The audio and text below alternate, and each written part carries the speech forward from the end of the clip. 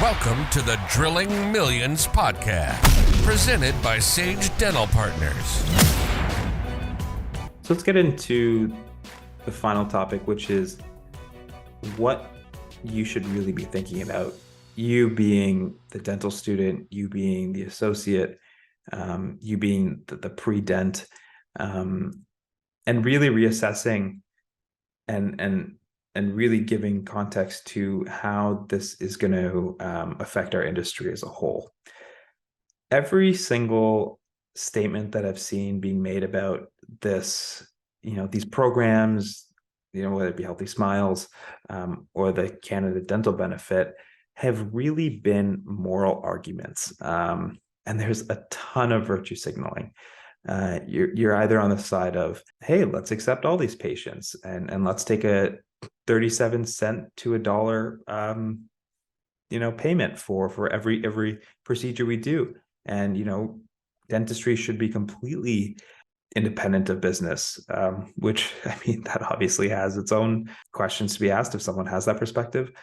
And the other side of the argument is this is the government trying to control us. They see how much money dentists make, which I think is also a bit of an inflated number. They see how much money dentists make. They want to come after us. They want to, you kind of, you have your golden handcuffs on, right? And it's that argument.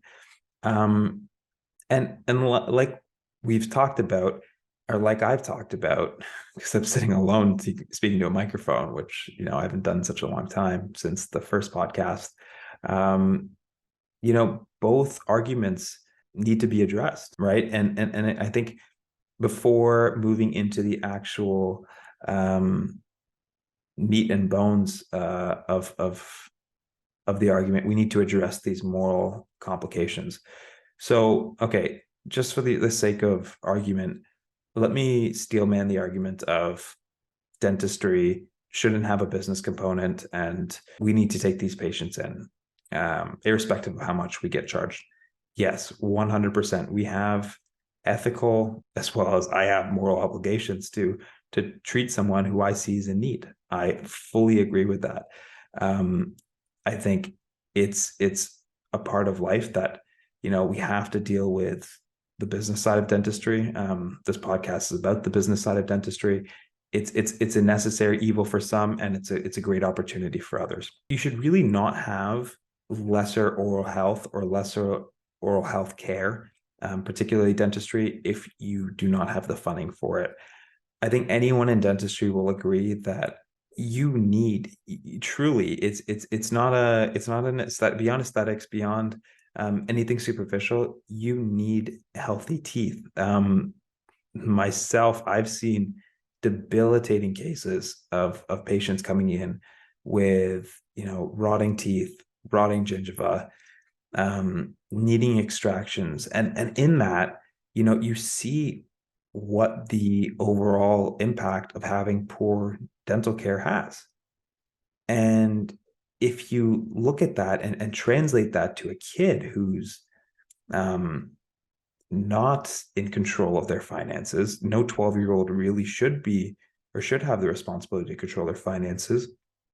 That's terrible. Like, that is terrible. If a kid can't receive care because their parents, may have had unfortunate circumstances, they can't financially afford it, that kid should not be made to suffer. And I agree with that wholeheartedly. It's truly a sad day when a kid suffers consequences that were completely out of their control. I see that. On the other side of the spectrum, we have the argument that's, the government shouldn't be poking its nose in areas where it doesn't belong. All right, so we have, we've been given this skill that we've worked extremely hard for. Privilege should not be, something that is mixed up with success. Everyone in dentistry, everyone who has, worked really hard, whether it be through education, through business, through taking risks, through having multiple failures, knows how hard it is to make it. That's the premise of almost every discussion that I've had on either of my podcasts. It's the grueling time, effort, energy it takes in order to do well at something, to get really good at something, and that comes with a financial benefit at the end. That comes with that's what motivates a lot of people is the benefit at the finish line, right? You don't run a marathon for no one at the end to be cheering.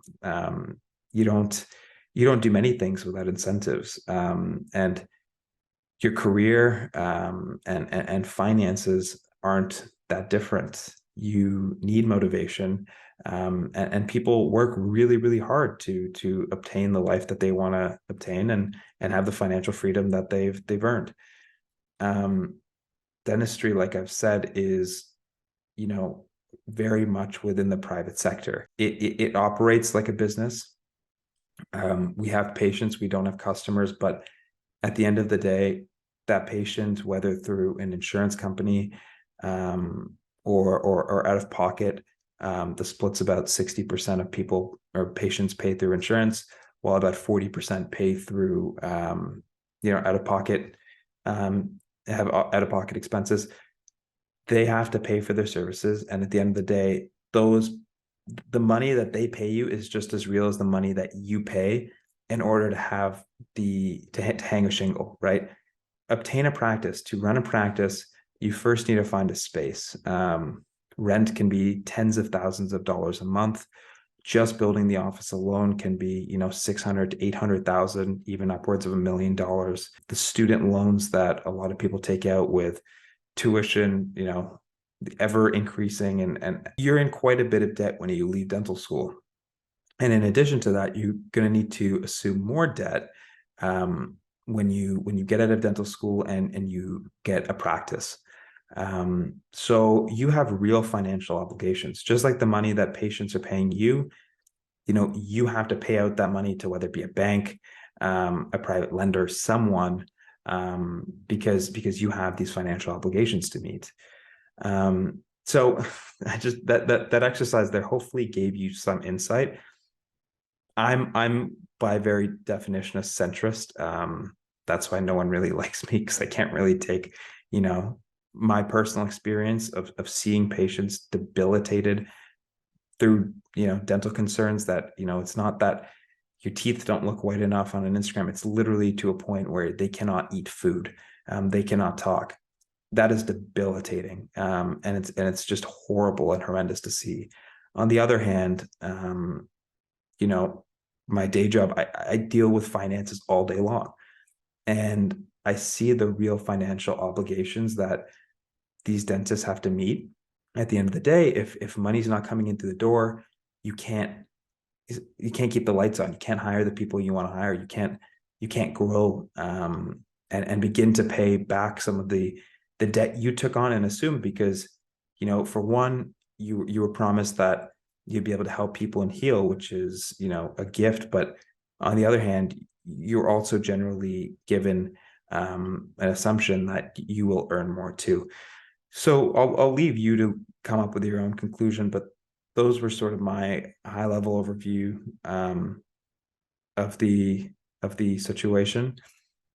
And at the end of the day, people in pre-dental, people in even pre-med, an aspect of it that is often overlooked is the financial one. The financial, like at the end of your road, when you've spent 8 years, 10 years, 12 years in school, you want to be able to reap some of the benefits that you've given up so much for. You've sacrificed a lot. You might have sacrificed your personal life. You may have sacrificed, finances, other opportunities to be in a position where it has a big payout at the end of the day, right? So let's look at dentistry in terms of a, lifestyle.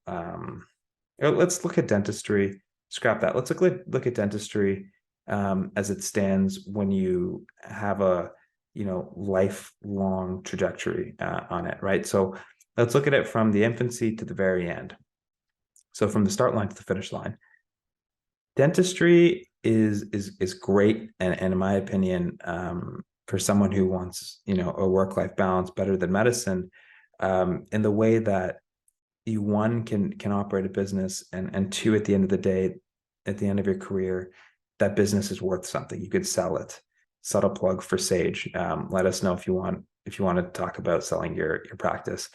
What does this mean for the validity of dentistry as a business? For example, you come out of school, you take on debt in school, you leave, you buy a practice, or even you start it, you're still going to have a significant amount of debt. Starting a practice from the ground up still can cost upwards of $1 million, and buying a practice can be a couple $1 million.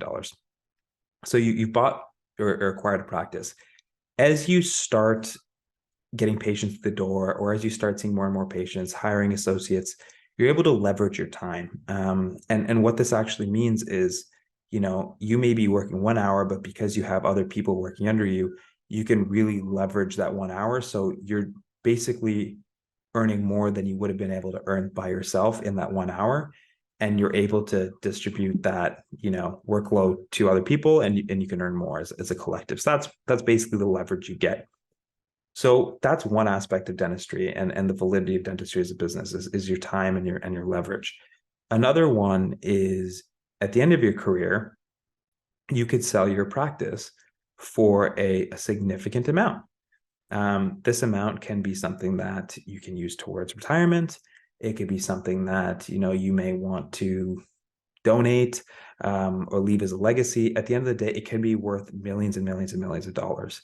And that's a whole other episode on how dental practice are valued. And that's basically what Sage Dental Partners does, is we help value your practice and then help sell it. So you have a practice that you can actually sell. It's a tangible asset that you can sell at the end of the day, which is very, very difficult to do in medicine. Medical doctors can't really sell a practice, but dentists can.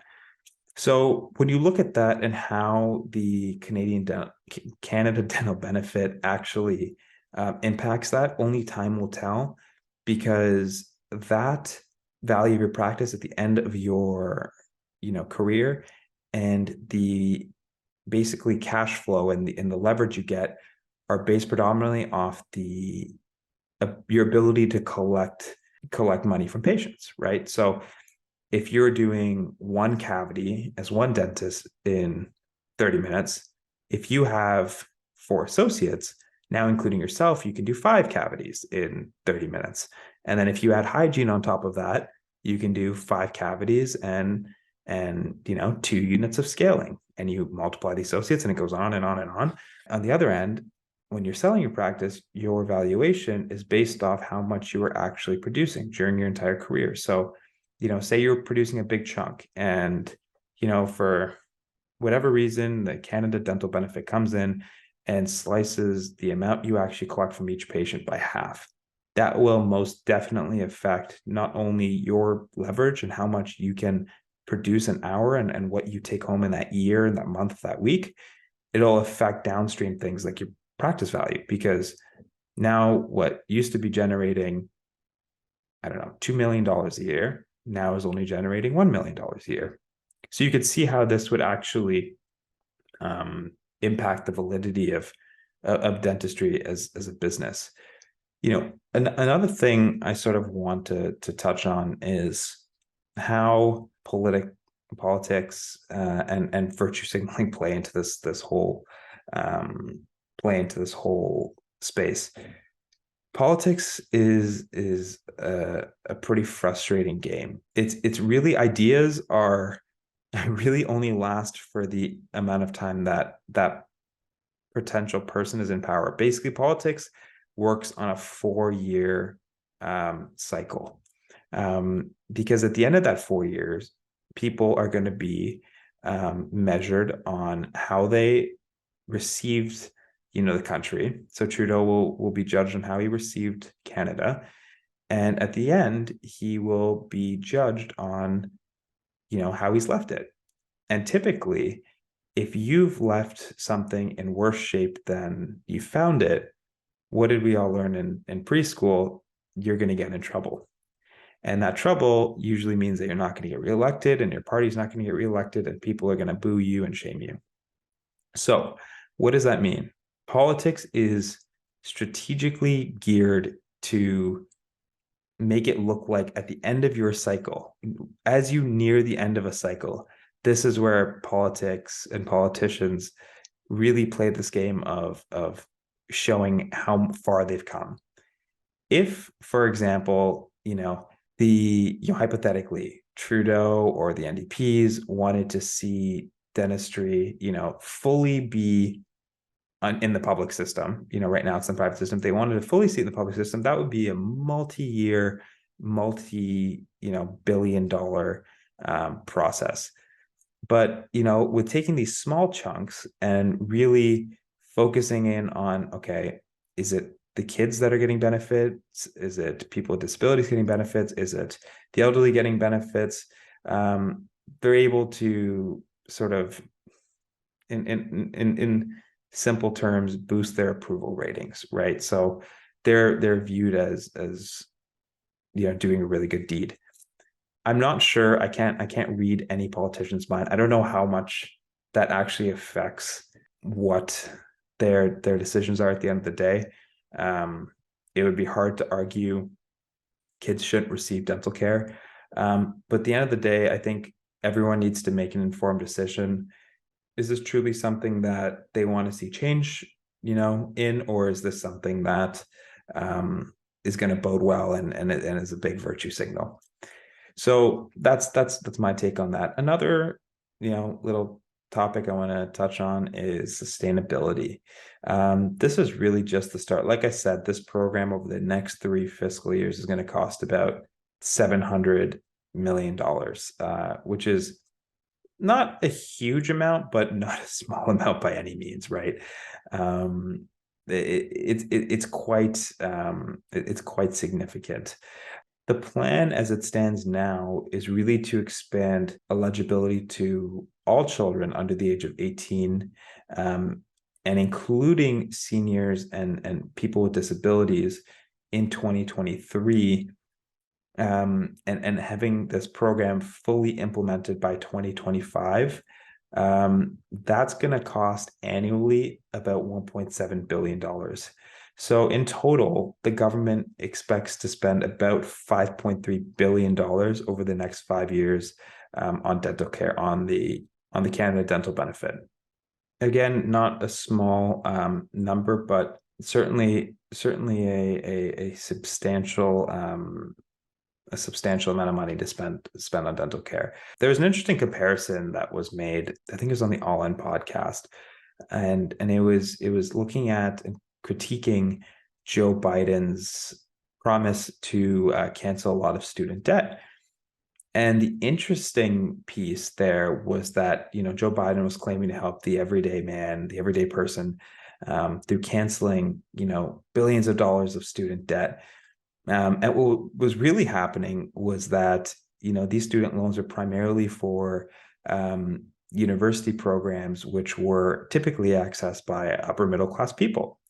So again, the virtue signaling involved there was, we're going to be helping the poor student, the everyday man, in helping repay these student loans.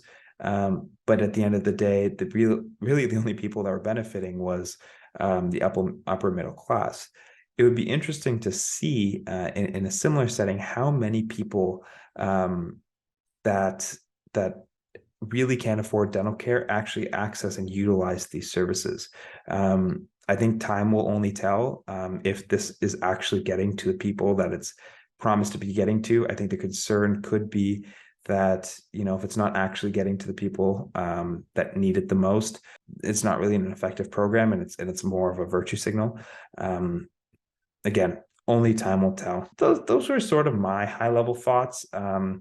I hope you guys find this episode useful. I know there's a lot of me rambling. If you really are just here for the guest voice and you have to listen to me for close to an hour, I apologize. We'll be back to a regularly scheduled programming next week. But, based on the significant amount of people that really wanted me to cover this topic, and potentially bring in some of my own opinions and some of my own thoughts. Hopefully this helped. If you have any questions, you want to reach out, you want to shout at me about something I said, feel free to reach out, Dentistry Poppy on Instagram.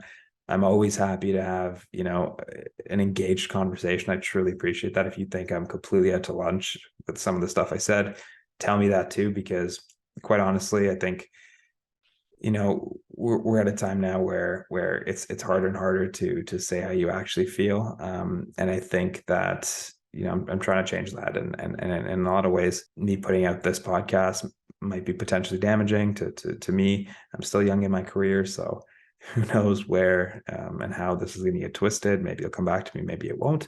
But if you want to have a engaging conversation, feel free to hit me up. That's all I have for now. Like I said, we'll be back to our regularly scheduled programming next week with Drilling Millions.